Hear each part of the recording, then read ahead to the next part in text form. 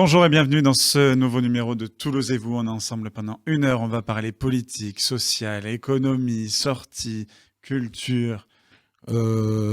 Après-ski. Après-ski. Voilà. C'est chaque début d'émission, c'est marrant. Ah, c'est rigolo. Hein. Voilà, on va parler culture, comme on l'a dit avec les collègues de Regard. Exact. On va te donner l'occasion de le dire. Voilà, il y a Mina qui va nous retrouver. Je suis très content d'avoir Mina aujourd'hui. Voilà on va parler sortie. Et gardez pas loin vos smartphones, parce que vous pourrez aller voir les autres sorties, en plus de celles que Léo va vous conseiller, sur Pinkin. Oui. On a toujours à la réalisation, parce que sans réalisation, pas d'émission, comme dirait l'autre, l'équipe de la Redbox. Et on remercie Francisca, voilà, qui est en régie. J'ai décidé, Émilie, elle change de prénom à chaque fois. Chaque émission, exactement, mais pas de personnalité, sinon ce serait bizarre, n'est-ce pas? Nous, c'est vrai qu'on change beaucoup d'invités, mais des fois, on aime retrouver des invités qu'on a déjà eu. Bon, après, des fois, on a l'impression qu'on change de personnalité aussi. On change de personnalité, exactement. On est plusieurs, on n'est pas d'accord dans notre tête. Là, on va parler politique, sociale, économie. Enfin, on regroupe tout, parce que c'est vrai que la politique, c'est très large. T'as même tendance à le dire assez souvent, et c'est vrai, c'est qu'il y a politique et politique. Oui, il y a la politique, la chose publique, et il y a la politique politicienne. Maintenant, pour ça, faudrait qu'on trouve quelqu'un qui soit membre d'un parti. On pourrait peut-être même en faire une chronique, un truc avec la politique. Politisé, je sais pas, politisé. Vous avez une idée, la régie? Allez, on vous fait confiance, Total Impro, la régie, jingle.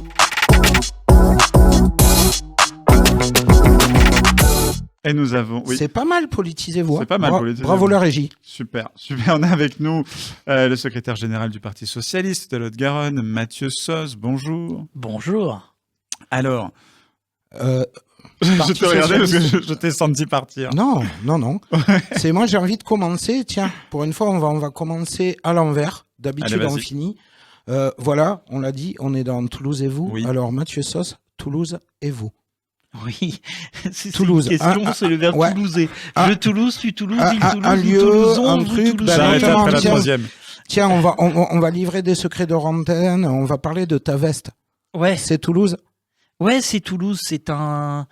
Le nom va m'échapper parce que c'est comme ça. J'ai un petit trou de mémoire sur un prénom plus qu'un nom. C'est un serveur de la Concorde qui avait monté une petite boîte pendant le confinement, pendant le Covid, et qui fait des vêtements, qui pose papy sur les vêtements. Beaucoup le portent déjà dans Toulouse. C'est une sorte de petit hommage à cette créativité toulousaine. Et Toulouse, sinon, pour toi, d'autres symboles, des lieux, le symbole le plus beau, il est en face, il est derrière Alexandre, c'est le Capitole. On nous raconte souvent le Capitole. C'est la place du Capitole, c'est quelque chose de grandiose, de fabuleux, et qui nous amène à plein de souvenirs d'enfance.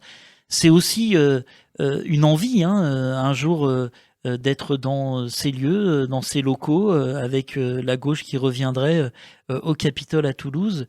Ce que nous n'avons pas connu depuis 2014. Ça fait déjà maintenant une petite dizaine d'années.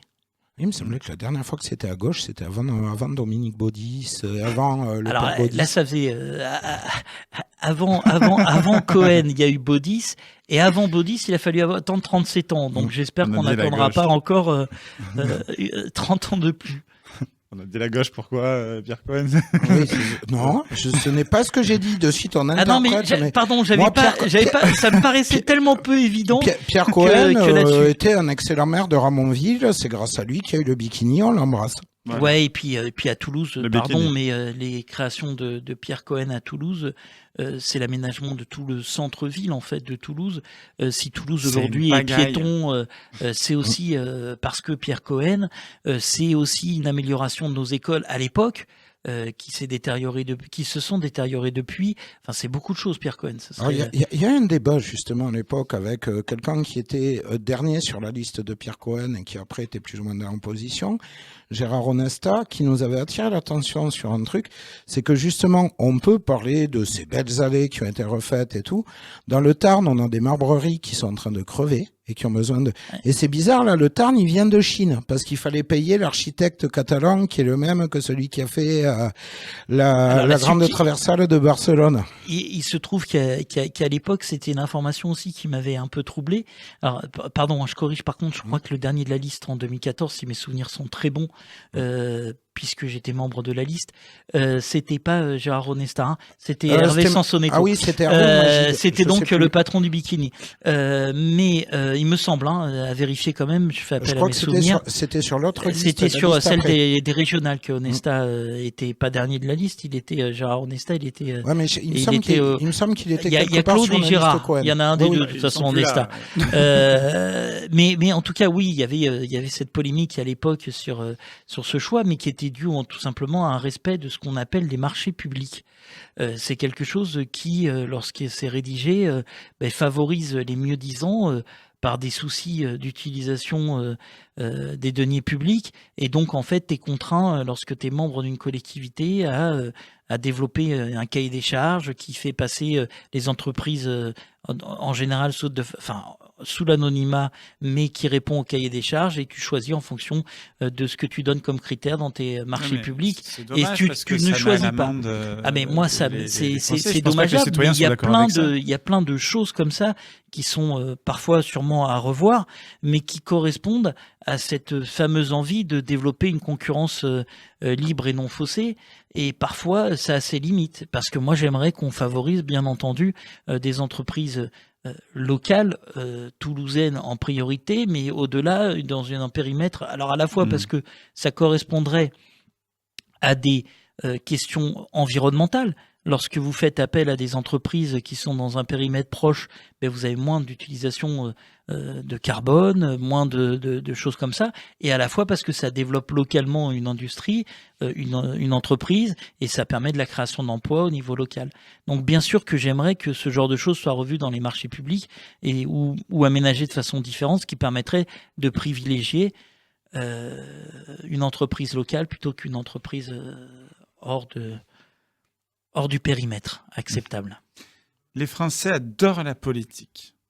On le remarque. Je le redis, moi je suis occitan, je suis pas français. Adorent la politique, les débats politiques, les sujets politiques qui nous touchent parce que c'est fait pour ça. Ah, l'humanisme français. Pourtant, ils vont pas voter.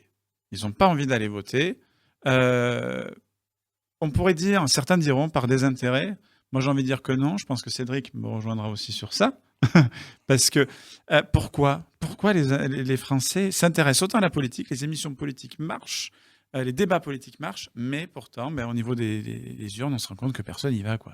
Même pour les délégués de classe, ça baisse. C'est un enfer. Non, parce que les délégués de classe, justement, c'est peut-être la seule élection qui est quasi obligatoire, puisque tous les enfants d'une classe doivent se prononcer. Faut pas le dire, si Manuel Valls nous écoute, il va se présenter pour être sûr de gagner une élection.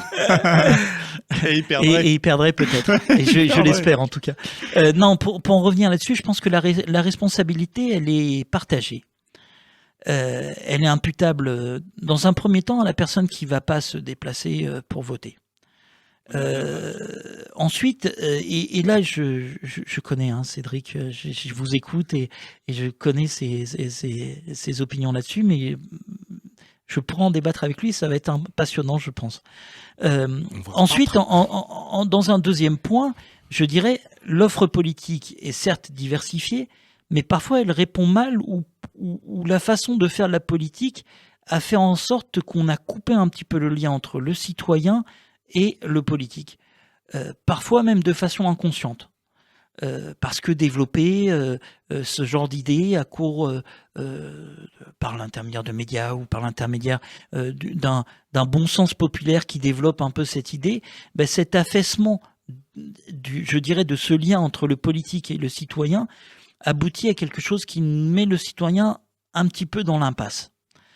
Parce que pour l'offre politique, on n'a jamais eu autant, notamment la dernière présidentielle, de choix en fait, sur le panel de choix. Mais on dit à la personne qui va voter, n'allez pas voter pour le choix que vous désirez, ça vaut pas le coup, ça vaut pas la peine, voilà, restez chez vous. Grosso modo, c'est une idée quand même qui est développée dans une sorte de bon sens populaire collectif et qui amoindrit en fait notre démocratie. Moi, je crois au contraire à notre capacité toujours à aller dans le dialogue et à la pédagogie autour de ce que devrait être le vote. Faut-il le rendre obligatoire? C'est la question qui est sous-jacente à tout ça. Dans des démocraties telles en Suisse, le vote est obligatoire. Ouais, mais on se rend compte que même lorsque... Dans ce cas-là, on reconnaît le vote blanc. Alors, reconnaître le vote blanc, c'est un petit peu le cas. Mais ça a ses limites aussi, parce que la reconnaissance du vote blanc... alors, oui, si le vote blanc arrivait en tête. Je prends l'absurde... Enfin, le côté peut-être pas si absurde que ça. Si autant d'abstentionnistes iraient voter pour le blanc. Qui prendrait le pouvoir, qui aurait... parce que lorsqu'on va voter, on accepte une partie de l'aliénation de notre liberté individuelle pour le sens de l'intérêt général et pour remettre le sort, entre guillemets, pour un temps donné de notre envie dans un programme politique, pour l'application de ce programme en d'autres personnes. C'est ce qu'on appelle une délégation de notre responsabilité individuelle. De toute façon, les gens vont de moins en moins voter. On l'a vu, ça baisse. Donc, dans l'absolu, quelque part, j'ai envie de dire, là, il y a peut-être une hypocrisie de se dire, voilà, ce que tu me dis, si le vote blanc arrive majoritaire, déjà, ça aurait un avantage, comme on l'avait dit, on prend le fameux 21 avril que personne n'a oublié, on sait tous on était le 21 avril 2022. Chirac, derrière, quand il est passé, a fait un score de dictateur, il l'a dit lui-même, il était à 82% et quelques, mais il a dit, je sais qu'il y a des gens qui ont voté pour moi, je sais qu'il y a des gens qui ont voté contre le Front National. Macron n'a pas eu le même discours. À l'heure actuelle, sur ce genre de cas, déjà, un vote blanc, ça pourrait permettre de pondérer. Ça, c'est une première chose. Seconde chose, si le vote blanc arrive majoritaire, comme tu dis, ben, qu'est-ce qui se passe ? On peut fonctionner sans gouvernement, hein. On l'a vu nous ici pendant quelque temps et les Belges le font très bien, mais ça sera l'occasion de se dire que le système ne fonctionne pas et qu'il faut changer le système. Emmanuel Macron a quand même dit ce vote m'oblige. Hein. Après, c'est entre ce qu'il a dit, ce qu'il a fait, mais bon. Non, mais alors, pour revenir à toi, la matérialisation d'un vote blanc, c'est pas concevable. Je sais pas comment est-ce que tu mets au pouvoir, parce que tu parles d'un gouvernement. En fait, on avait un gouvernement. Non, mais ça prouve que le système. On avait un gouvernement qui tenait, on avait un gouvernement qui était en place, qui a été lissé dans le temps, qu'on a appelé technique, mais qui en réalité s'est avéré être un gouvernement totalement ordinaire. J'ai pas vu de grands changements entre le 7 juillet et la nomination de Barnier. Il y avait un gouvernement qui était en place. Donc en réalité, le système était là. Ensuite, moi je crois, c'est mon aspiration, en politique, il n'y a que des vérités contraires. Mais ce que je crois, c'est que c'est la meilleure des façons, c'est quand même la démocratie. Après, qu'il y ait ce désengagement du citoyen dans son droit de vote, dans certains pays encore dans le monde, on lutte corps et âme pour avoir cette possibilité-là d'avoir une expression démocratique et surtout de pouvoir voter pour ses dirigeants. Donc il faut quand même réapprendre et refaire de la pédagogie là-dessus. Et après, je suis convaincu que ce désengagement, il est dû dans une façon de faire de la politique. Je sais que à base d'émissions, plusieurs fois tu t'es prononcé sur la chasse aux éléphants. Moi, je crois pas que ça soit ça le problème. C'est pas tellement parce que les éléphants peuvent se reproduire et les éléphantaux d'aujourd'hui sont les éléphants de demain. En réalité, derrière le terme éléphant, ce qu'il faut y mettre, c'est une façon de faire de la politique. Et c'est totalement différent. Moi, je crois plutôt en cette proximité qu'on peut avoir avec le citoyen, en le réengageant. Pour moi, tout le monde fait de la politique. Le gars qui est au fond du commerce, du café du commerce le matin, qui prend son café expresso avec la dépêche du midi sous le bras et qui va commenter la journée, il va diffuser de l'information politique. Le gars qui s'inscrit dans une démarche associative, qui va aider le gamin le week-end, il fait passer un véhicule, un message dans un club de sport. Au bord d'un terrain, on peut faire passer énormément de messages à des enfants. On peut faire passer des notions de vivre ensemble, on peut faire passer des notions de non-racisme, on peut faire passer des notions d'aider le prochain, on peut faire passer des choses qui sont très belles. Et on fait de la politique. En fait, la politique, elle est partout.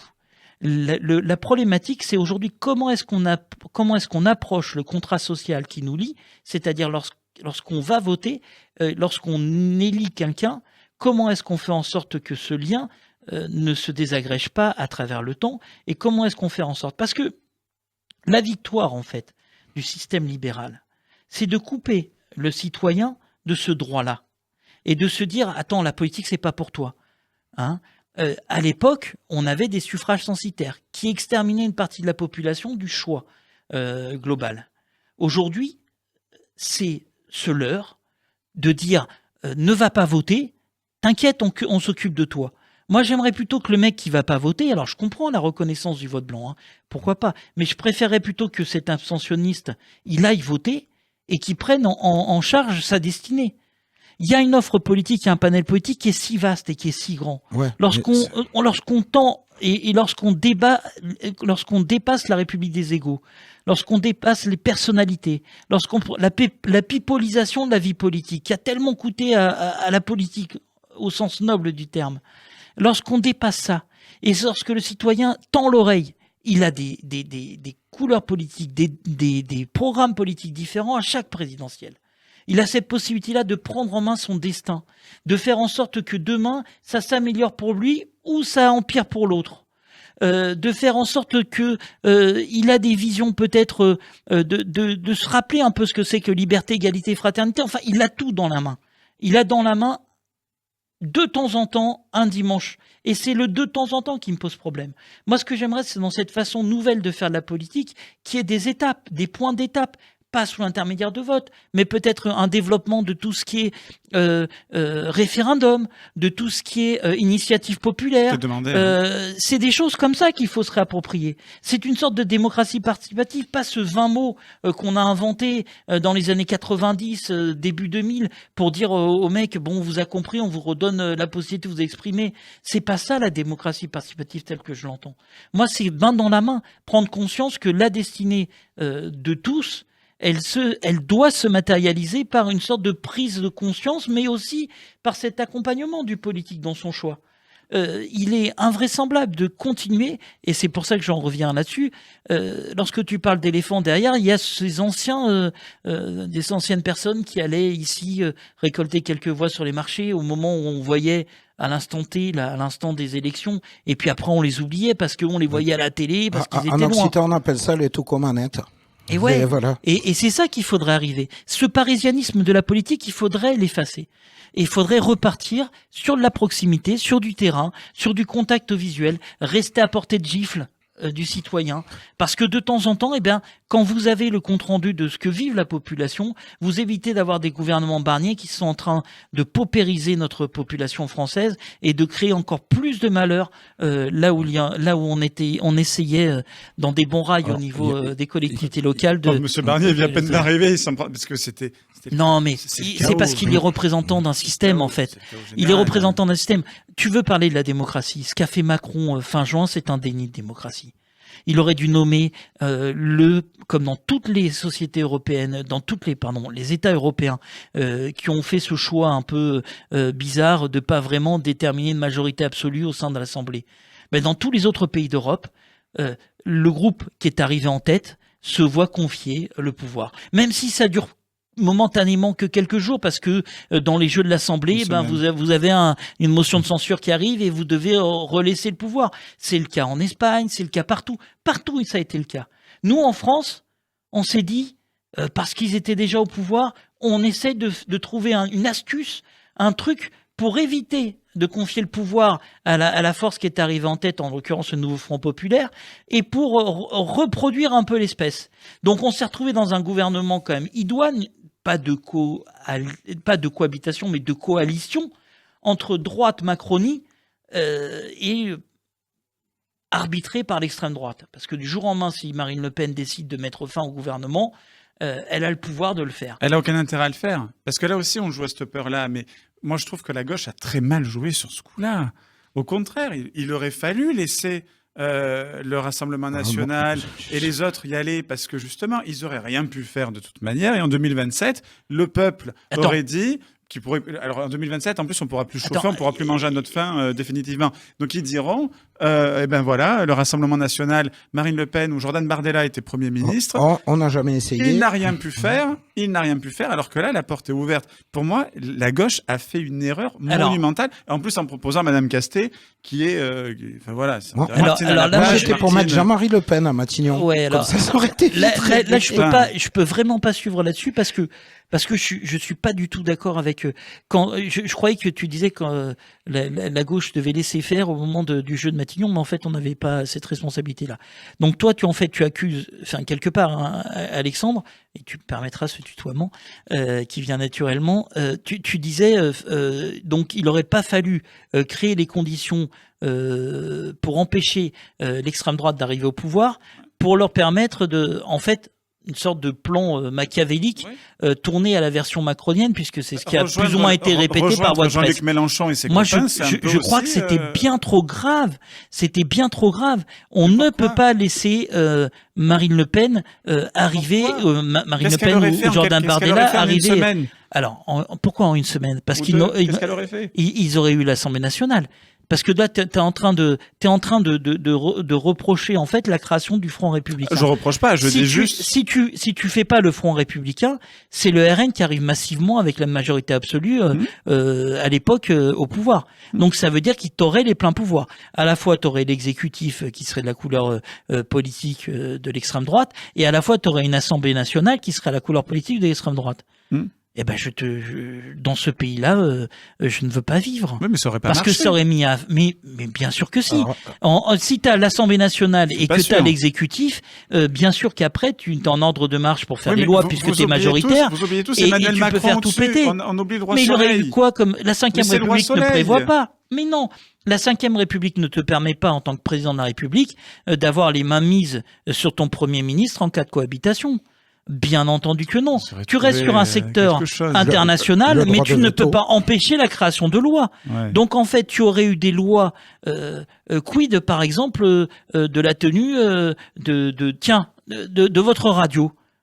Eh ben, je peux dire que les gars, en un rien de temps, il y aurait plus de front d'expression à l'expression radiophonique et votre radio, particulièrement parce que vous développez l'Occitan avec Radio Occitanie, elle aurait été menacée. C'est dans tous les programmes elle est menacée à l'heure actuelle. Hein. Mais elle est menacée à l'heure actuelle pour des questions budgétaires. Mais là, elle aurait été menacée pour des questions idéologiques. C'est pas tout à fait la même chose. Idéologiquement, tu mets fin à l'antenne en un coup de décret. Budgétairement, libre à toi de trouver d'autres ressources financières, voire peut-être on est sur le coup pour éviter justement en espérant que le fonds d'expression radiophonique perdure, parce qu'il avait été mis à mal dans la discussion budgétaire et je sais pas où ça en est, puisque ça avec le 49.3, il faudra reprendre le plan de la loi de finances au début pour voir s'il existe encore, mais libre à toi. Ce que je veux dire par là, c'est que en aucun cas, j'aurais souhaité la victoire et je regrette rien de ce qu'on avait fait fin juin. Ce que je regrette, moi, c'est plutôt comment est-ce que Macron, la dissolution, ça je la regrette, parce que suite à un scrutin aux européennes où l'extrême droite arrive en tête, tu mets pas une parenthèse dans ton pays, parce qu'on peut aussi parler de cette parenthèse-là. Tout le monde nous a dit que c'était pas une élection française, hein, pour expliquer les déficits budgétaires aussi, il faut expliquer comment ça a fonctionné la France, juillet, août, septembre, et comment est-ce que on a paralysé en fait toutes les lois de ce pays pendant 3 mois, et notamment au niveau financier. Mais là, fin juin, je suis désolé, je regrette la dissolution parce que on aurait très bien pu avoir ce qui s'est passé la dernière fois aux européennes et ce qui s'est renouvelé là, la délégation d'extrême droite la plus importante, sans qu'il y ait des conséquences sur notre politique intérieure.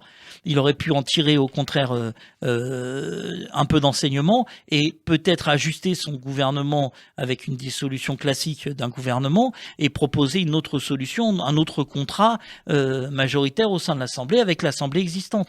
Là, il soumet les gens à la dissolution et après, il ne va pas aux fruits portés par cette dissolution en ne nommant pas une personne issue du nouveau Front populaire Premier ministre, ne serait-ce que pour quelques heures, si on n'avait pas eu, et je pense qu'on l'aurait trouvé, un consensus au sein de l'Assemblée nationale pour pouvoir résister dans le temps. Moi, je m'inquiète sur un truc, c'est surtout ces gens qui ont perdu leur travail suite à la dissolution. J'espère que Gérard Darmanin a réussi à rebondir dans l'immobilier. Voilà, ça c'est fait. Tiens, en parlant de polémique, Clémentine Autain sur X, ex-Twitter. Tout le monde le dit, mais maintenant on est au courant. Elle est géniale, j'adore Clémentine Autain. Je la cite. Évidemment, personne n'aurait parlé du caleçon de François Hollande, un rose pâle totalement délavé. Clémentine Autain soutient Marine Tondelier, élue écologiste, suite à une attaque d'un soutien de François Hollande qui disait d'elle « Tondelier fait le boulot de la LFI, elle a une veste verte mais ses sous-vêtements sont rouges. Olivier Faure vient également à son secours. » Qu'est-ce qu'on en pense? Alors, peut-être que le mot secours n'est pas le bon mot. Par contre, ce que j'en crois, c'est que, et je rebondis toujours sur mes propos, ça dénote en fait, alors c'est pour resituer le contexte, hein, c'est un article du Figaro, pas du Figaro, pardon, excusez-moi, de Libération. Ah oui. C'est l'autre journal de droite, c'est pas le même. C'est l'opposé. Mais dans cet article de Libération, il y a des propos sous couvert d'anonymat d'une personne qui se dit soutien de Hollande, c'est l'anonymat qui me pose problème qui soutiendrait Hollande et qui dit cette phrase. Bon, cette phrase, elle est complètement ubesque, elle est nulle parce qu'en fait, ça a pas de fond, ça a pas de sens. Ça vaut Cécile Duflot, Stéphane Chambray sur le fait d'être en robe à l'Assemblée. Je crois pas qu'il y a un secours à apporter. C'est pas le mot secours qui convient. Mais par contre, à dire à Marine Tondelier que c'est des propos qui sont plus acceptables dans notre façon de faire de la politique, celle que j'essaye de vous décrire, mais qui est justement, je pense que le citoyen lambda, celui qui a du mal à boucler les fins de mois, excusez-moi, mais pour l'expression, mais il n'en a rien à foutre de ces phrases qui sont complètement grotesques au sein d'articles. D'ailleurs, je pense qu'il n'en a rien à foutre de la politique, celle qui politicienne. voilà. Oui, il avait eu à Toulouse les fameuses pastèques vert à l'extérieur, rouge à l'intérieur, avec des pépins noirs. N'oubliez pas les pépins noirs. Ça venait pas d'un Hollandais, ça venait de Moudenc. Enfin bon, quand on est normalement de gauche, ce genre de propos sur les dessous féminins, enfin, on essaye de faire abstraction à ça. Dominique Strauss-Kahn n'aurait jamais fait ça. Ils n'auraient jamais fait ça. Celle-là, elle est bien. Mais très honnêtement, enfin, rendez-vous compte dans quel état nous sommes au niveau de la précarité qui se développe dans ce pays. Il y a peut-être autre chose à penser que ce genre de petites phrases. C'est la précarité intellectuelle, malheureusement. C'est peut-être ça aussi, la problématique. Une Tondelier des écologistes. On va dire que le berceau de l'humanité a été parfois bercé trop près du mur. Oui. Où en sommes-nous, justement, et le nouveau Front populaire avec les communistes, socialistes, Europe Écologie Les Verts, la France Insoumise et autres? Alors, pendant l'été, on avait cette douce certitude, mais qui en fait s'est avéré être une douce, un doux rêve. Une douce certitude. Ouais, les oustes. De pouvoir mettre en place une sorte de gouvernement autour du nouveau Front populaire. On a vu les différents épisodes qui ont poussé d'ailleurs une partie des LFI à ne pas participer, en tout cas à dire qu'ils ne participeraient pas à ce gouvernement si on avait la chance d'avoir été nommé, Lucie Castet, d'avoir été nommé Premier ministre par Macron. Donc on avait peut-être cette douce illusion en réalité. Donc on composait, on s'activait, on essayait. On a un socle commun qui était le programme qu'on a développé aux législatives, donc qui existe. Et aujourd'hui, où en est le nouveau Front populaire, chacun est en train de réfléchir. En tout cas, ce qui est certain, c'est qu'il y a des positions communes au sein de l'Assemblée nationale. C'est quand même le plus important dans cette loi de finances, de pouvoir défendre, qui est en train de se passer, de pouvoir défendre les positions du nouveau Front populaire au sein de l'Assemblée. Et puis après, on a nos vies partisanes qui ont repris le pas, mais il y a encore le nouveau Front populaire. Il existe. Mais c'est pas un projet politique. Je veux dire, c'est pas. Ah ben c'est un projet politique jusqu'à des élections nationales. Dans le sens qu'il existe. De parler vote utile. C'est un socle qui existe et qui fédère la gauche, l'unité à gauche, parce que elle est indispensable en tout cas si on veut réexister nationalement. et parfois même localement, on pourra même en parler par rapport au Capitole, mais si on veut résister, c'est indispensable d'avoir un socle commun, unificateur de la gauche. On peut avoir des opinions différentes, on peut avoir des sensibilités différentes, mais on a ce socle commun qui nous tient sur des valeurs fortes et sur un socle politique important. Alors, moi, les gens qui nous écoutent le savent, j'aime bien parler par comparaison et tout ça. Il y a eu, on en a parlé, le fameux 21 avril 2022, où a sorti, 2002, pardon, pas 2022, où a sorti à l'époque cette notion de vote utile. Donc, t'allais pas voter pour les petits candidats, voter bien pour Europe, Parti Socialiste, UMP. On a vu ce que ça a donné, ça fait monter le RN. On a eu un front populaire et ce qu'on appelle un sursaut républicain, un élan républicain, qui a évité, suite à la dissolution, de prendre le RN. Moi, franchement, on en parlait avec Alex, je n'y croyais pas. Je me disais jamais ça va arriver. Moi, j'ai toujours l'impression de comparer la politique et la gauche en particulier, et là j'emploie le terme gauche au sens large, à des mecs bourrés qui prennent la voiture, qui ont failli se manger un platane, qui se disent « Oh là, on l'allait éviter. Ouais, on s'arrête au troquet, on va se mettre 3 bières pour fêter ça. » Au bout d'un moment, le platane, on va le prendre. La prochaine élection, le coup du Front républicain, il sera pas refaisable. Le coup du hop, il faut donc... est-ce que là, on part pas dans le mur? Alors, je partage avec toi la notion que le Front républicain, à mon avis, il a pris du plomb dans l'aile. Mais parce qu'il y a l'agissement de Macron derrière qui ne respecte pas, entre guillemets, le Front républicain. Donc, non, il y a les désaccords internes aussi. Attends, le peuple de gauche se retrouve contraint et forcé d'avoir un gouvernement de droite, alors même que le NFP est arrivé en tête par l'intermédiaire à la fois de la création de l'NFP et à la fois du Front républicain. Donc, bien sûr que ça inaugure de mauvais atouts. Ensuite, pour éviter d'être l'équivalent du mec bourré qui prend la voiture. Déjà, c'est pas bien de prendre la voiture lorsqu'on est bourré. Il faut pas. Mais pour éviter ça, je crois qu'il faut bien sûr toujours aller à l'écoute de la population. Il faut changer en fait le logiciel. Et notre logiciel de départ, c'est pas nous qui détenons la vérité. Je pense que l'expert du quotidien, c'est celui qui le vit. L'expert du quotidien du français. Et donc, il faut aller à la rencontre des Français et à l'écoute des Français. Et lorsque ce travail d'écoute a été effectué, la gauche sera en possibilité de se remodeler, de se refaire, de se reconstruire de façon différente, en tout cas d'avoir une vraie proposition. Parce que si on ne tend pas la main à ces gens qui sont dans le désarroi le plus total et qui sont à la rigueur dans un contexte politique qui est un terreau favorable à la montée de l'extrême droite, voire des extrêmes tout simplement, mais de l'extrême droite particulièrement. Et ben après, il faut pas s'étonner. Il faut pas s'étonner. Si on n'a pas apporté des solutions concrètes à une population qui est en désarroi, il faut pas s'étonner. Parce que c'est le terreau qui est favorable à ce montée de l'extrême droite. Donc je crois qu'il faut reprendre le b.a.-ba, reprendre notre bateau de pèlerin, allons à l'écoute des gens, essayons de reformer un truc et faisons une grande proposition de contrat sociétal avec l'ensemble de la population, d'un vrai contrat social, comme à l'époque, pour avoir une populaire, se débarrasser de la France. Je fais pas de l'anti-FISme de base, mais de la France insoumise, c'est eux qui vous mettent du plomb dans l'aile. On va pas se mentir. Mais observateurs, je vois bien, c'est eux le problème. Mais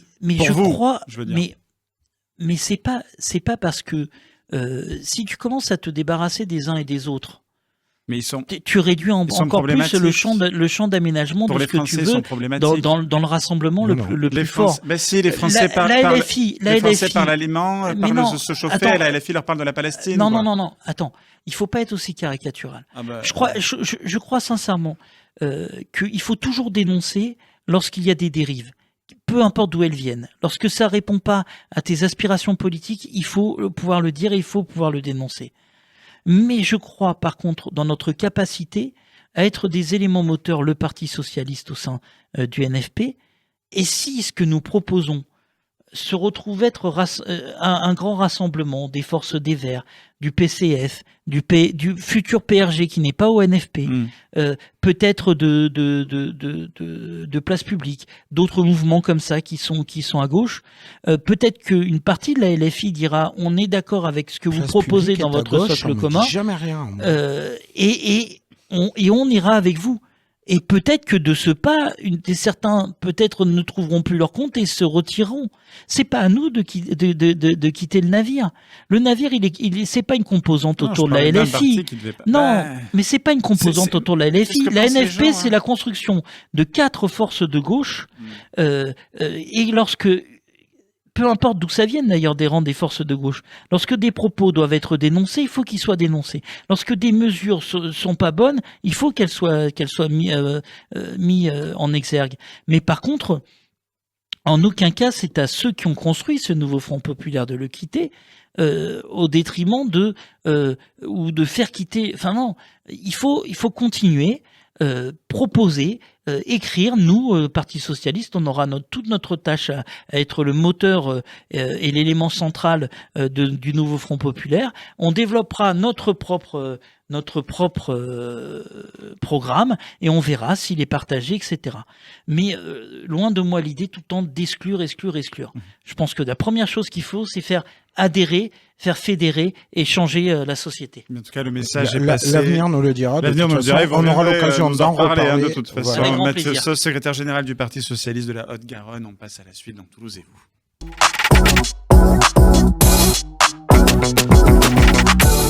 Il est l'heure de se balader avec Toulouse et vous, et baladez-vous, et notamment Pinkin. La balade des gens heureux. La balade des gens heureux avec Léo Harry. Bonjour. Bonjour à tous les deux. Très bien. Ravi de vous retrouver. Tout pareil. Léo, qui est notre Mister Bon Plan Sortie. Oui. Exactement. Alors, Pinkin est le bon plan sorti. C'est vrai. Application à télécharger, bien évidemment, sur toutes les iOS, tout ça. Comment ça, vous l'avez pas déjà fait? Bon, arrêtez de regarder. Bah oui. Allez, on fait une pause. On regarde les téléchargements. Voilà. Après 200 téléchargements, on reprend. Allez, c'est parti. Alors, on commence la semaine avec ce jeudi 12 décembre et c'est au Mouchou que ça se passe. C'est le DJ Shonky qui est invité, un pilier de la scène électro. Les sets de Shonky sont un mélange de house groovy et de sonorité tech. C'est une figure incontournable du milieu. Il joue dans les clubs les plus mythiques, DC10 à Ibiza, Fabric à Londres ou encore Panorama Bar à Berlin. Et ce jeudi, c'est au Mouchou qui vient se produire, alors ne ratez pas ça si vous êtes un amoureux de ce style de musique, électro et house music. Ensuite, le vendredi, je vais vous parler de 2 événements. Un premier événement qui se passe au Bikini avec le label Carnage. C'est DJ Fury qui est de retour sur Toulouse pour vous envoyer une bonne grosse dose de hardcore dans les oreilles. Carnage, fidèle à son identité hardcore, vous propose des artistes incontournables de la scène, uptempo et hardcore, pour cet événement. Et c'est les DJ résidents du label, DJ Athénalis et STV, les Carnage Soldiers comme ils les appellent, qui seront là pour assurer le mix avant et à la fin du show. Maintenant, c'est au Nine Club que se passe la soirée. Le même soir, le vendredi 13, là c'est plus pour les amoureux du rap urbain, car c'est un showcase de Gims qui est invité pour les 5 ans de la boîte de nuit de Sesquières. Gims qui est remonté dans le top artiste cette année grâce notamment au son Spider et Ne sois pas timide qui ont tourné tout l'été sur les radios et dans les boîtes de nuit. Il vient nous rendre visite dans la Ville Rose ce vendredi, alors ne ratez pas ça. C'est les DJ résidents du club, Tai et Ozen, qui vont assurer le mix avant et après le showcase. Voilà, c'était tout pour moi pour cette semaine. 3 gros événements à ne pas louper. Il y en a pour tous les goûts. C'est tout. Téléchargez l'application pour Téléchargez l'application Pinkin, effectivement. Vous prenez votre téléphone, hein, c'est tout simple. Hein. Les gens, ils vont sur App Store ou je sais plus quoi, là, ou Google Store. Google Play, merci. Voilà, allez où vous voulez, téléchargez l'application, vous verrez, et vous tapez ce que vous avez envie. Voilà, comme musique, il y a des filtres par style, il y a tout, vous allez voir, c'est génial, c'est bien fait. Il manque un seul truc, ça fait pas encore le café, mais je suis sûr que ça va bientôt. Un jour. Laisse-nous un peu de temps avec l'IA, on va trouver un moyen. On va trouver des solutions. Merci Léo d'avoir été avec nous. Avec grand plaisir. On passe à la suite.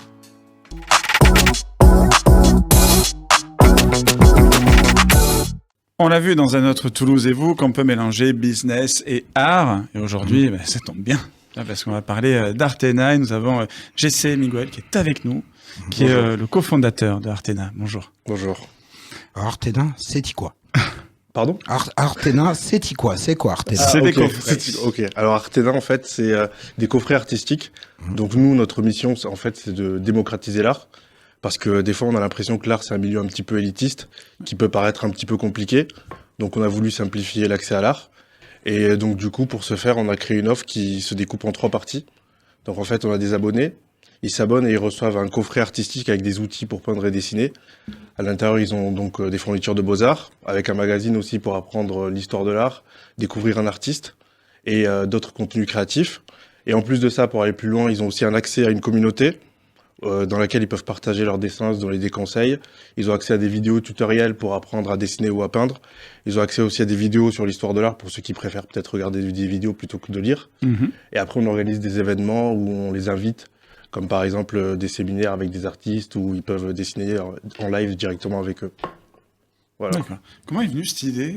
Parce qu'en plus de vouloir démocratiser, par exemple, je sais pas, j'ai envie de me lancer là-dedans, dans la peinture.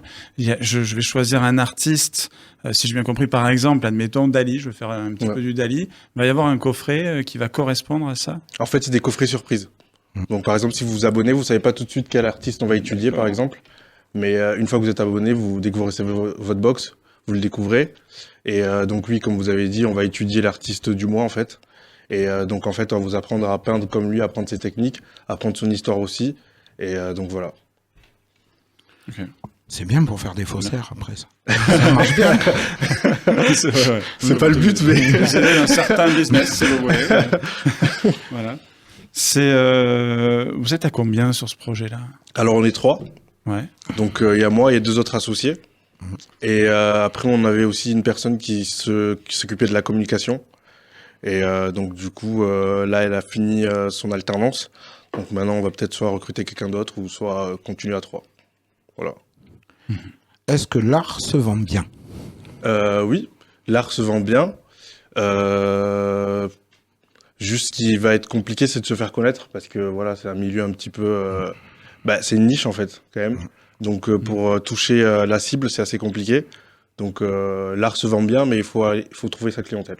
Voilà. Alors justement, quel est en gros ton public cible, en fait, ton public typique? C'est plutôt, je sais pas, c'est des adultes curieux d'art, c'est des parents qui veulent former leur enfant à ça, c'est qui? Alors nous, la majorité de nos clients, parce qu'au tout début de notre lancement, on a eu l'idée d'appeler nos abonnés pour avoir un petit peu des retours, etc. Donc on a fait une petite étude de marché aussi, on a demandé l'âge, etc. Et on a remarqué qu'il y avait, ce qu'il y avait le plus, c'était les adolescents. Donc 13, 14, 15, 16, 17 ans au collège. Et aussi les seniors. Donc on pense que c'est les personnes qui ont du temps, je pense, pour avoir le temps de peindre ou de dessiner. Et les personnes dans la vie active, elles n'ont pas trop le temps justement de s'abonner à Artena parce que voilà, le travail, etc., il faut prendre du temps pour pouvoir profiter de notre offre. Donc on a remarqué que ceux qui s'abonnaient le plus, c'était soit les adolescents, soit les seniors. Justement, les adolescents, est-ce que tu sais si c'est eux qui s'abonnent ou si c'est les parents Du coup, c'est les parents qui eux, ils demandent à leurs parents, soit ils nous voient sur TikTok, sur des réseaux comme ça, puis ils demandent à leurs parents de leur commander les coffrets, etc. D'accord. Donc c'est intéressant, ça prouve que l'art intéresse aussi quand même les jeunes, contrairement à ce qu'on peut penser, quoi. Oui, c'est pas les parents qui font maintenant tu vas peindre. non. Des fois ils peuvent donner l'idée, et puis quand t'as pas vraiment l'idée, ou t'as pas spécialement envie, parce que c'est vrai que les enfants ont pas toujours envie, parce qu'ils savent pas, ils connaissent pas, et puis des fois les parents mettent le pied à l'étrier et ils y vont, quoi. Ouais, c'est bien, ils les initient, ouais. Ouais, et puis c'est bien aussi justement pour les enfants, parce que tous les parents ne sont pas forcément intéressés par l'art, n'ont pas la connaissance du voilà. Oui, alors ça c'est un tableau moche, ça c'est un tableau moche, ça c'est et voilà, ça permet de donner un accès ludique. Ouais, c'est ça, c'était le but de toute façon parce qu'au début on s'est dit on n'est pas tous égaux en termes d'art parce que il y a des personnes qui, comme vous l'avez dit, ont des parents qui peuvent les accompagner dans des musées, leur apprendre l'histoire de l'art, et il y a d'autres enfants qui n'ont pas les parents qui ont pas de temps peut-être ou qui connaissent moins l'art. Et donc du coup, nous on s'est dit, en fait, avec notre offre, on aimerait en fait combler ce vide peut-être pour des enfants qui ont peut-être pas les parents qui peuvent les accompagner pour découvrir l'art. C'est vrai. Oui, puis ça permet de comprendre aussi certaines démarches artistiques. Je suis bien placé pour le dire, moi le premier c'est ça, moi je pars du principe pour la démarche artistique. Non, ça me plaît ou ça me plaît pas. Ah ouais. C'est voilà, moi je suis très basique en art. Voilà. Comme je dis tout le temps, c'est pareil, si je croise une fille que je la drague, Je la trouvais mignonne et tout. Si je la trouve pas mignonne, j'ai pas à dire dans quelle démarche artistique ils étaient tes parents. Vas-y, explique-moi. C'est quoi le business? On va parler de ceux qui ont le temps, justement, mais c'est vrai que même ceux qui travaillent, donc le milieu, l'entre-deux, entre l'adolescence et la vieillesse, et la retraite, on dira, pour être plus... Mais c'est vrai qu'on a aussi besoin comme on dit souvent, de se retrouver, de se poser, de s'évader. On le fait par la musique, par les sorties. On peut aussi le faire par la peinture, le dessin. Exactement. Voilà, c'est ça aussi qu'il faut souligner, je pense. C'est que tout le monde peut, même nous, avec des journées de fous furieux, des fois on se dit, allez, aujourd'hui je suis un petit peu off, je vais aller peindre. Mais il faut savoir trouver le temps. Et le problème, c'est que j'ai l'impression que dans notre société aujourd'hui, en fait, notre société, elle nous pousse pas à nous retrouver, en fait, à avoir le temps pour nous, de se poser, puis de déconnecter, etc., avec les réseaux sociaux, etc. On l'a vu pendant le confinement, pendant le Covid-19, c'est là où il y a un boom pour le secteur des beaux-arts, pardon. Donc il y a eu beaucoup de gens qui avaient du temps et donc ils ont commencé à se retrouver chez eux et ils ont commencé à se remettre à peindre et à dessiner. Donc on voit que quand on a du temps, souvent les gens ils se retrouvent à faire ce type d'activité-là. On l'a vu d'ailleurs, c'est un truc qu'on retrouve pas mal dans Business et vous, donc sur Toulouse et vous. Le Covid, quelque part, ça a permis de changer, de créer plein de vocations. Mais de dingue. Faudra en faire un. Oui. C'est qu'est-ce que t'en penses? La grande idée. Un nouveau Covid, on confine tout le monde. Nous sommes en guerre. Non, mais c'est vrai. C'est vrai que ça, moi de mon côté, pour parler de moi un petit peu. Moi, ça m'a lancé dans il y avait un moment quand il ça pas fait un parlé moment. de toi. Ça fait au moins 5 minutes, quoi. Non, mais c'est vrai, moi, par exemple, c'était la vidéo. Là, on a fait la radio à la maison et on accompagnait les gens le soir qui étaient seuls. Et il y en a, c'est la peinture. Il y en a, ils sont dans le bien-être aussi, qui ont complètement changé de vie. Et ça leur a fait du bien, des fois, non. Mais d'ailleurs, n'est sympa, on vous file un conseil gratuit. Si vous lancez dans la vidéo, pensez bien à regarder ce que fait votre chat. Oui, je n'en dirai pas plus. Oui, voilà. On verra, on aura des off de Toulouse et vous. Ouais. Et c'est quoi la suite? Donc du coup, là, on a prévu de créer un événement. Ouais. Déjà, donc d'inviter des abonnés. On va peut-être inviter aussi d'autres personnes qui seront donc considérées comme des bêta-testeurs externes aux abonnés. Et en fait, on va faire un événement avec eux, une après-midi, avec un artiste où ils vont peindre et dessiner ensemble, voilà. Donc, on est ouvert, tous ceux qui veulent candidater, entre guillemets, ils peuvent nous envoyer un mail et puis voilà. La rémunération des artistes. Les artistes avec lesquels vous bossez, vous faites comme font plein de gens qui payent en général en notoriété et en visibilité, ou les artistes, vous les rémunérez? Alors, les artistes... souvent on leur paye l'œuvre d'art qu'ils vont réaliser sur le moment. Souvent on invite un artiste, on lui demande par exemple de faire un petit défi pour nos abonnés, donc il va faire une petite peinture, et nous on va en fait acheter cette toile. D'accord. Donc du coup ça va dépendre de la dimension de la toile, etc. Le prix varie en fonction de ça.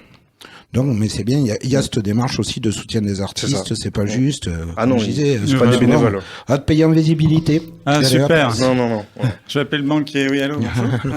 Le n'est pas passé, alors écoutez. Je suis sur TikTok en ce moment, ça marche pas mal. Et puis de toute façon, on essaie de prendre souvent des artistes qui ont plus de visibilité que nous au final. Donc voilà. Donc il n'y a pas cet aspect où on va leur apporter de la visibilité. Ouais. Donc on vous retrouve site internet. C'est ça. J'imagine. Ouais, on a un site internet, on a Instagram, on a TikTok, on a Facebook encore. C'est très bien. MySpace, Caramel, tout ça, Skyblog. Je rappelle le Skyblog, hein. C'était bien, hein. Oh là là. Donc c'était bien. Ça a fait beaucoup pour l'orthographe. Oui. Oui, plusieurs professeurs de français ont démissionné, hein, ont arrêté la vocation, c'était fini, c'était terminé. Puis après il y a eu le Covid. En tout cas, merci d'avoir été avec nous. Qu'est-ce qu'on n'a pas évoqué, que vous auriez aimé évoquer? Je pense qu'on a un petit peu fait le tour, hein, toutes les questions. Ouais, c'était très bien. Ouais. Bon, très bien. Ça fait plaisir. Parfait. On va terminer comme ça. Tu es content, toi? Ah, moi, je suis très content. Et oui, parce qu'en plus, j'ai grandi au milieu d'artistes. Donc, si tu veux, la peinture. Mais moi, tu me demandes pas si je suis content. Oui, mais toi, tu es content? Oui, je suis content. Ah, il est content. Tout le monde est content. Ah, tout le monde est content. Merci. J'essaie, Miguel, d'avoir été avec nous dans Toulouse et vous et dans Business et vous, cofondateur d'Artena. On vous retrouve sur toutes les plateformes, Instagram, Facebook, et également site internet. Merci d'avoir été là. Merci à vous. On passe à la suite dans Toulouse et vous.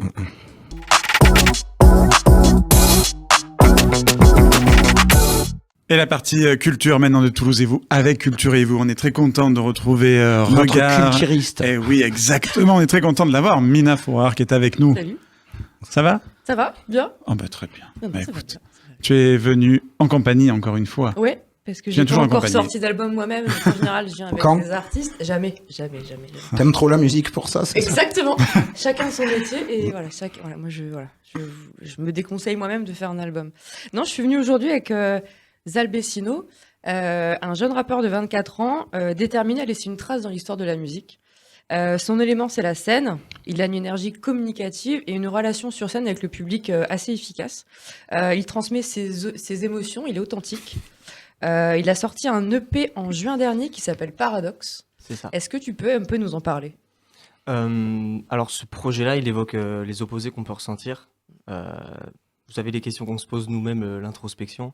Et c'est vraiment simplement le résultat des réflexions que je me suis fait quand j'étais tout seul, dans mes moments de solitude. Et du coup, ça a fait ce projet-là avec plein de choses différentes, des morceaux un peu plus calmes, des morceaux un peu plus énergiques. Du coup, il y a plein de choses assez variées dedans.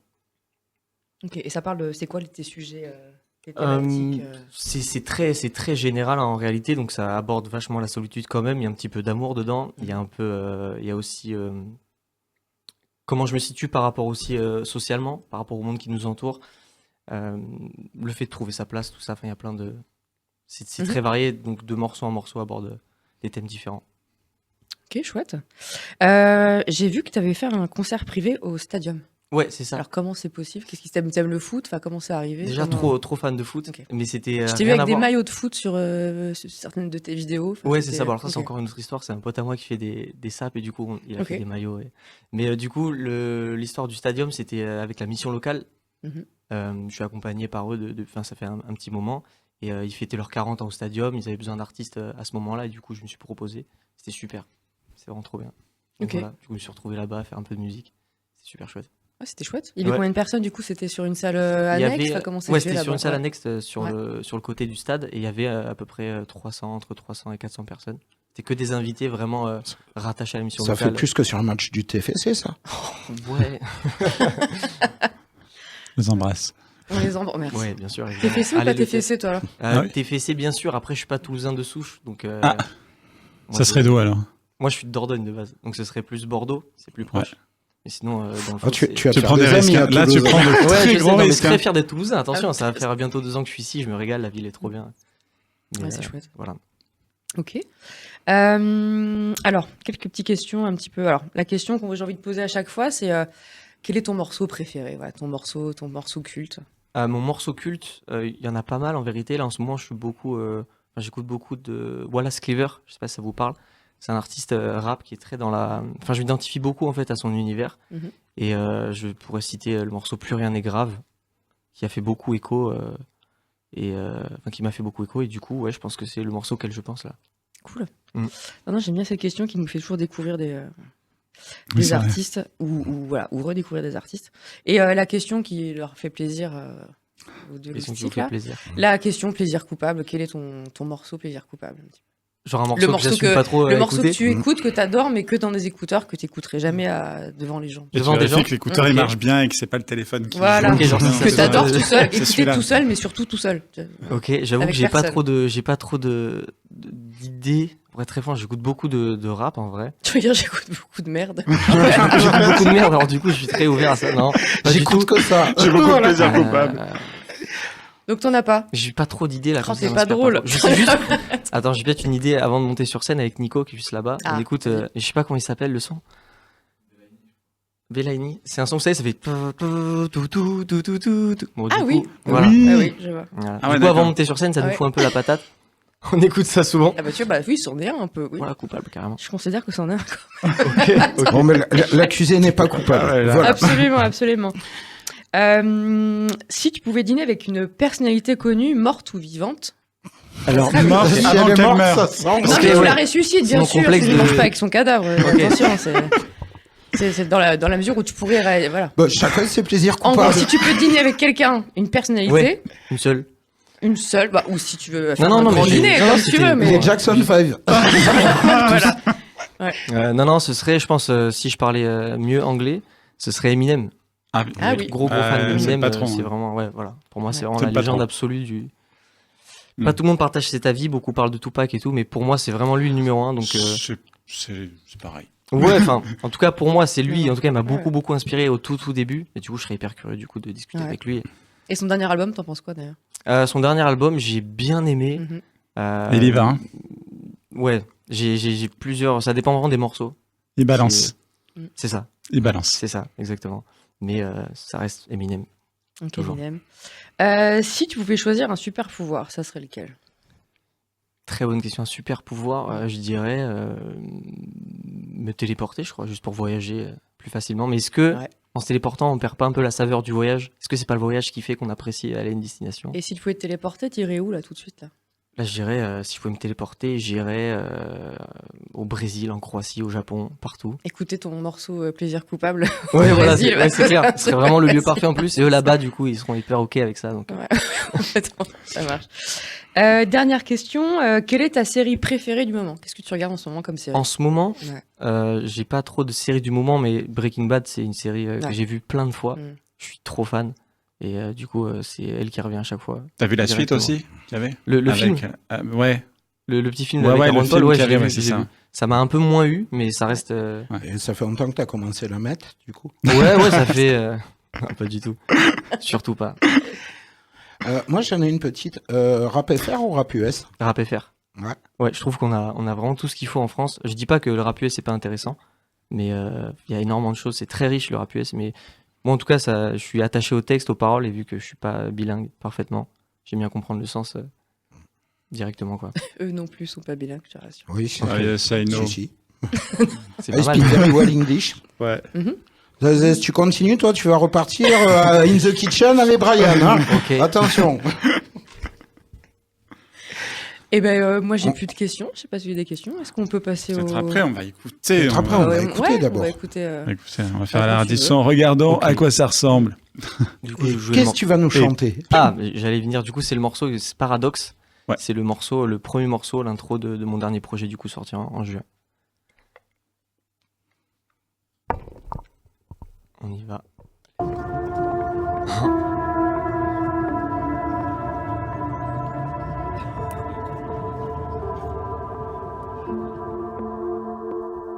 Paradoxe. 1-1. Celui d'aimer. Ok. Le paradoxe, celui d'aimer la solitude par-dessus tout, mes rêves de concerts et de salles complètes. En combat face à moi-même, je veux ma place, pas celle d'un autre. Mais bon, tu sais, je peux pas vous dire qu'il y a pas de compète. J'entends des géants qu'on perce, mais ça veut dire que t'es un zénith. Faut passer par des galères qu'ils évitent, mais une carrière ça se mérite. Il faut la passion, faut les outils. Suffit pas de porter un hoodie. Yeah.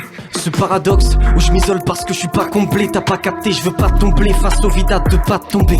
Pourtant j'ai jamais été aussi bien. J'arrive à me dire vas-y profite, mais ça redescend toujours trop vite. Yeah. Y a pas toujours du vrai dans mon sourire. Et c'est pas nouveau parce que meurtri, mon cœur crie comme s'il avait subi plusieurs crimes. Mais je suis pas au bout du rouleau, j'ai pas qu'une clé, j'ai le trousseau. Le paradoxe d'avoir envie d'être amoureux, alors que tout ce que je connais de ça, c'est seulement quand c'est douloureux. Ouais.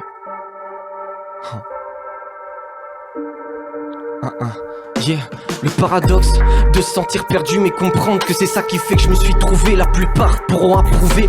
Je minimise jamais l'importance du texte. Pourtant je sais que dans ce milieu c'est un sujet qui divise. Ce paradoxe face au vide de pas tomber. T'as pas capté, je veux pas tomber. C'est pas ce qui fait que je suis pas complet. J'arrive à me dire vas-y profite. J'ai jamais été aussi bien, mais ça redescend toujours trop vite. Heureusement que je suis proche des miens. Le paradoxe d'écrire un son comme ZAL et juste après comme promesse une seule vision de trace que je laisse. Paradoxe. Paradoxe. Paradoxe. Si tu ressens toujours du bien et du mal en même temps, est-ce que tu peux prétendre à être stable? Est-ce qu'il y a un jour où tu peux dire je suis stable? Est-ce qu'on est condamné entre guillemets à être instable toute notre vie? Moi, je pense que dans nos têtes, on est condamné à ressentir toujours les opposés. Tu vois, l'ange et le démon, c'est un peu cliché, mais c'est un peu ça. C'est pour ça que ça sort partout. Par contre, pour moi, ce qui nous définit, c'est les décisions et les choix qu'on fait. Voilà. Merci beaucoup. Je te J'ai pas regardais ça. j'ai pas d'autres galères. Laisse-moi tranquille. On est sur Toulouse et vous, Ouais. on va tenter un truc, tiens. Voilà. Ok. On va tenter un truc, Toulouse rap. Il y a deux noms. qui ressortent souvent. Il y a des noms qui sont jugés différemment dans le milieu du rap. Certains vont dire c'est des génies, d'autres vont dire ouais mais non, mais en fait c'est pas du rap qu'ils font. Fabien et Magid. Voilà, Fabien et Magid. Les enfants de Fabien Ordonez, donc qu'on embrasse, Big Flo et Oli. Mon avis sur eux, enfin sur leur musique, moi je suis trop fan. Même faut savoir que du coup avant d'être sur Toulouse, j'étais vraiment en campagne et j'ai un peu pas découvert, mais les premiers artistes que j'ai écoutés, c'est vraiment Big Flo et Oli. Et aujourd'hui, évidemment, j'ai plein d'autres influences. Wallace Cleaver, par exemple, l'artiste que j'ai cité tout à l'heure, ça n'a rien à voir.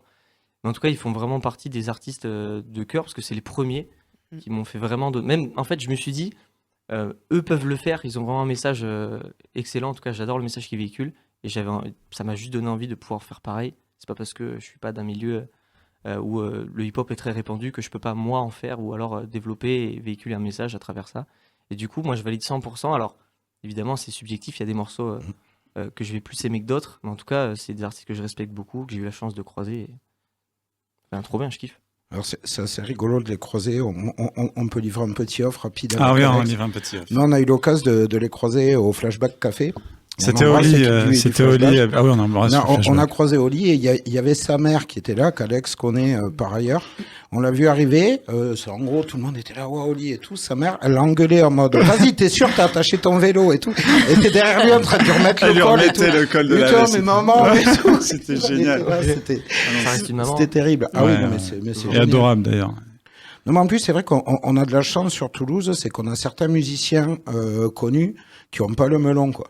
C'est clair. On embrasse Moussa Hakim, d'ailleurs. Voilà, c'est... oui, ça c'est clair. C'est vrai que Toulouse est très très forte pour ça. Mais souvent, les grands artistes n'ont pas forcément le melon. C'est pas les plus grands qui ont le plus gros melon. En vérité, oui, en moi, général, les artistes les plus chiants, c'est pas voilà. C'est pas ceux qui m'impressionnent en tout cas. On veut des noms. Et justement, hormis Big Flo et Oli, je trouve que le rap est bien représenté à Toulouse. Oui, carrément. Dans les alentours. Il y a plein de super artistes ici. Je pense à mon frère ZGMA qui fait du son.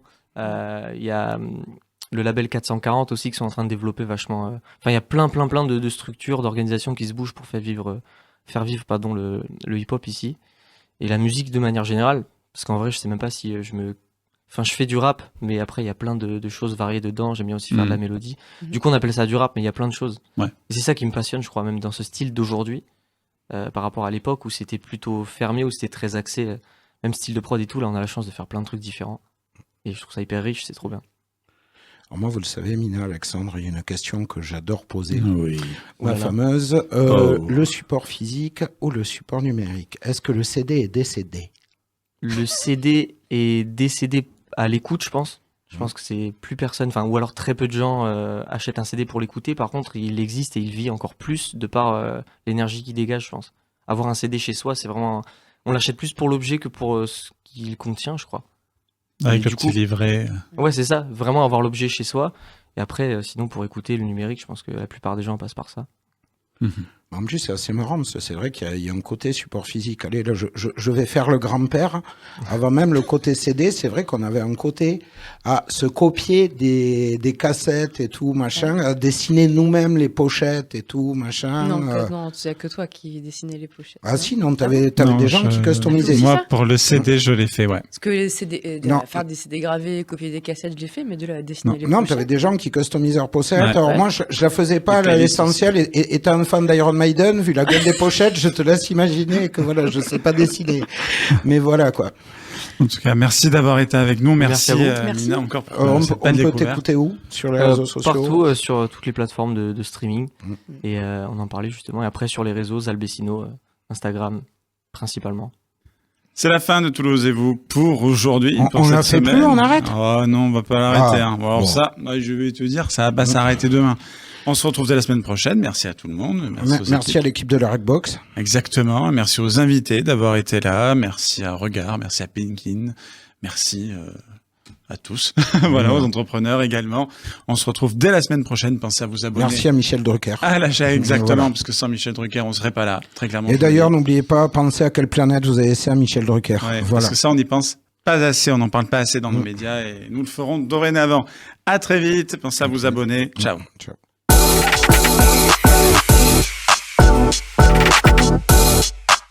Thank you.